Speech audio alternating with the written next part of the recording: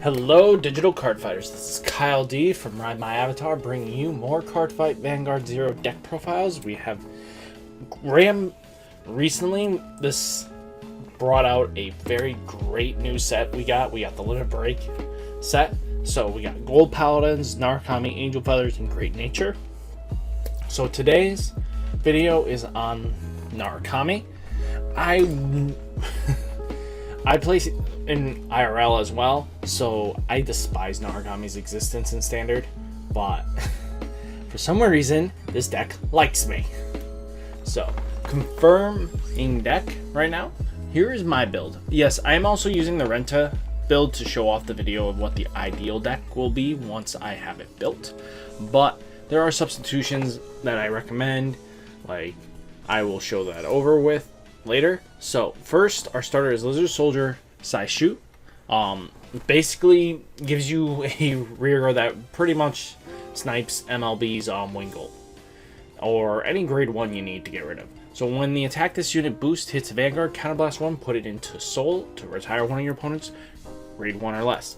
A little history about Narukami is that once Kagero got sealed away and with Royal Paladins and Shadows, and then Aquaforce came out in exchange, that was what Kai started running, was this with the memory wipe. So here is my build, what I think really runs fantastically. I run 1 Voltage Claw Dragon when this unit is placed, Counterblast 2 to retire one of your opponent's front or rear guards. Very powerful, very strong actually. Being able to retire rear guards, I usually play him at 3 right now, just to compensate for not having our Dungaree at a full play set. But Seal Demon Dragon Dungaree, Counterblast 1, put a random card from your drop bind zone on the bottom of your deck to retire one of your opponent's front row rear guards. When this unit is placed, bind 2 cards from the top of your deck. Not bad, it's just because of the 1 Counterblast to retire one of your opponent's rear guards is very powerful. Then we have a 14k heal trigger. So this card cannot attack rear guards, but it can hit Vanguard, so it hits cross-ride numbers. That's why we kind of play him with the heals. And then here is the main MVP of the deck. So Dragonic Kaiser Vermilion. So Counterblast 2 to get 2000 and the following ability until the end of turn. When this unit battles all your opponent's front row rear guards in 1 attack. What's really nice is you just swing. If your opponent's got 2 grade 2s and you don't have a way of dealing with them, well, Vermilion Kaiser just clears the board. At Limit Break 4 though. Remember, you have to have 4 damage or more to activate this ability, so you just have to play around that. So when this unit attacks a Vanguard, it gets plus 3000 until the end of turn. So he hits cross-ride numbers by himself, which is really nice. It's a great buff. Then I run Bright Jet Dragon. So during your turn, if your hand has less cards than your opponent, it gets plus 3k. It becomes an 11k attacker, which I'm going to tell you this right now. If you're going first, this card is automatically live. Going second, you might see a little bit later on the plays to do so, but not too bad. Dragonic Death Scythe. So when placed, Counterblast 2 to retire one of your opponent's grade 2 or less rear guards. So the major point of this is because it is like Blaster Blade and stuff like that. It just retires to get rid of a grade 2 that you need to get rid of, or the grade 1 Pescule. Here is basically a light version of the, what is it? Blockade Dragon. So when this unit is placed, one of your opponent's rear guards loses intercept. So if your opponent's just keeping 1 grade 2 at a time, which you will commonly see in the MLB matchup, this card literally says, nah, I'm going straight face this turn. Your grade 2 can sit there. Fantastic. I play it at 4 because of that fact. Then you have 2 Garda, because when this unit attack hits, you countercharge. Sometimes countercharging is necessary, so you run it.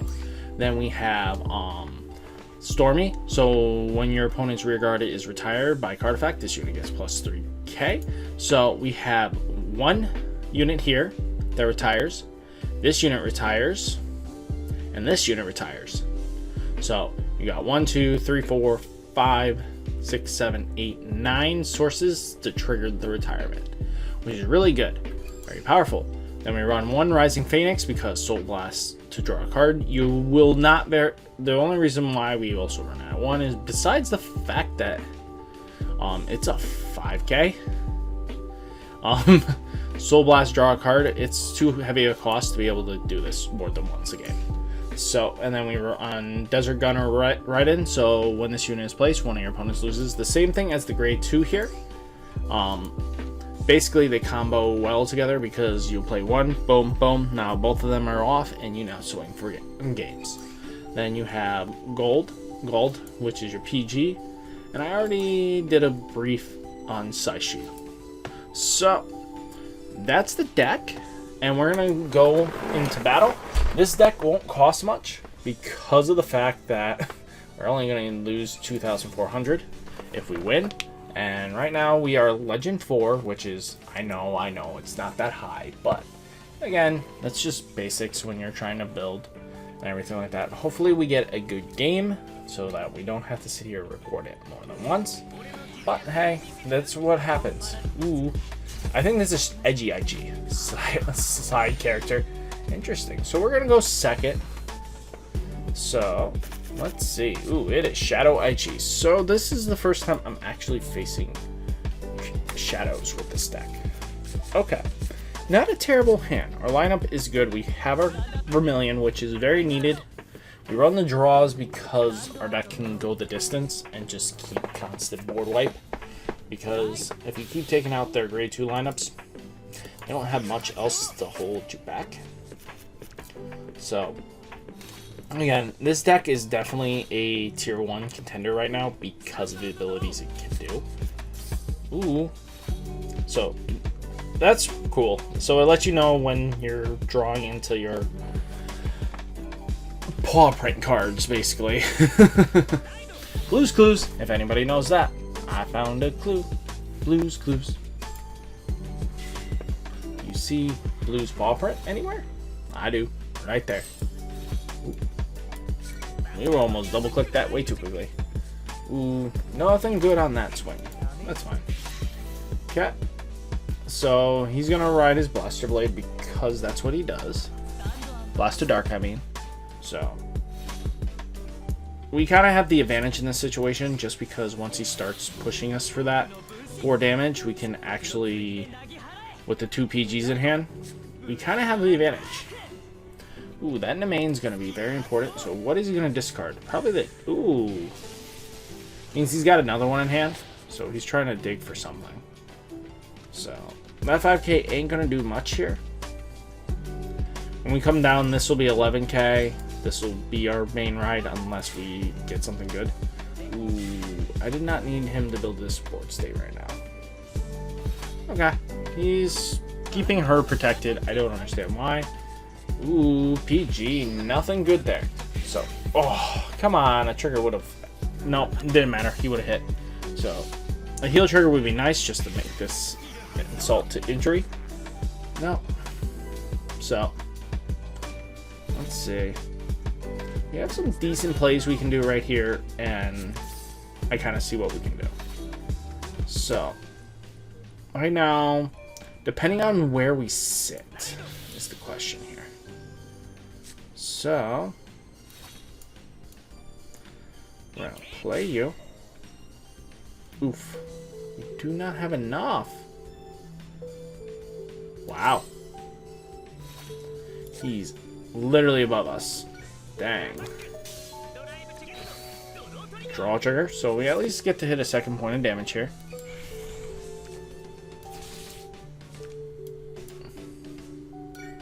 So swing 13. It's a draw. Fantastic. So we got a no guarder here, but the problem is we are kind of overly saturated right now. So okay, like I said, he had another Phantom Blaster here.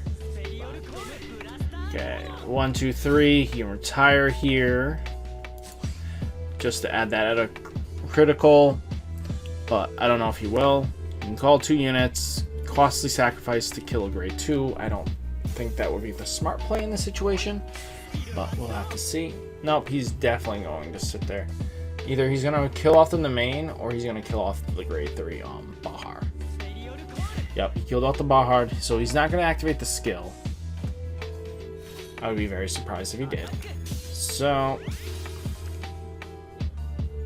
again, he thinks he's playing a very safe game here, which, again, if my opponent's going to just trigger off, that's fine. Ooh, another PG to the bottom of the deck, so that's 2 PGs to the bottom of the deck, knowing that we have a little more leeway for us. And now here comes the real game. Thing is, we can clear his board state, but the problem is, there we go. We're gonna ride our main Vermilion. So first things first, we're gonna activate skill because we're gonna clear the board state. I don't want to deal with it. And I think we're going to take out 3 units this turn, just to make him overly commit next turn. So, I didn't want to do that, but whatever. We're going to just do that. And we're going to just swing face. So, we're just going to swing complete face. Drive checks will help. Any trigger will help. There we go. A heal trigger is very needed right now. So now we can at least push some more damage pressure out. So even if he hits a defensive, we actually have a better offensive. So 21 will bring in. Ooh, he hits another Overlord. So that's good. Either he has to have 3 more in hand right now, or it does not matter. So we can take 2 damage next turn, which we're probably going to. Yep. Here is the Overlord. But does not matter in the slightest. I mean, we're not going to be able to overpower him at the moment. We have PGs, so if he's trying to do cheekiness with his Persona Blast, he's not getting through. So he's got his Counter Charger. So Counter Blast, retire. I mean, he can keep that up all he wants. I don't know if that'll be the most optimal play, but we're going to lose something. Yep, we lost to grade 2. So he's going to call a board again. Ooh, bark card again. Ooh, into a main. That is very hyper important. But it does not matter in the slightest because he's not shuffling his deck. Ooh, drops his 3rd heal. So that is very useful to know. So I think he's trying to end the game, thinking he can here, this situation. I don't think he has enough grade 1s. Ooh, there we go. A couple grade 1s, very important. So the 9K ain't gonna hit for anything. 5K can just sit there, and if he retires, I'm just gonna swing at the board again. So yeah, counter charge. So let's see if he's got any crits in this deck. Nope. So we're gonna go up 2 damage. A grade 2 would be hyper important here, but I don't think we're gonna get it.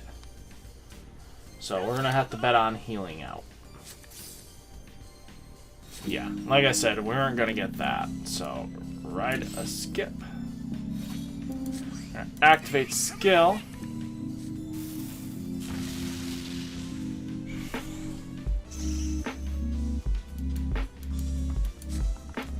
So for chances of this, we're just gonna do the 1-2 swing.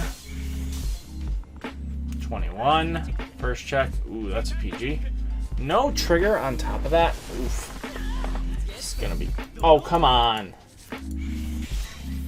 Wow, I can't even push. Dang.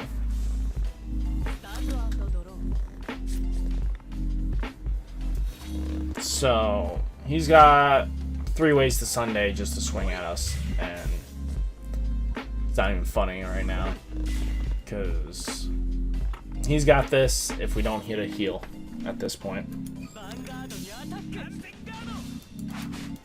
So he's going to attack with the rear, and then he's just going to literally drop Phantom Overlord. I already see this coming. Yeah, he's just literally going to do that. If we drew into a grade 2, that would have helped. No, he does not have another one? Oh, gets a heal on top of that. Really? So we need our miracle heal to happen right now. So that this, we get another swing at it. So do we get it? Nope, we do not. But as you can see, that's like the strength of Narukami, is it's actually pretty strong. You don't have to win every game, which is sad. I would have loved to level up in this video, but this was a good glimpse into what this deck can do. So I hope to catch you in the next one. See you.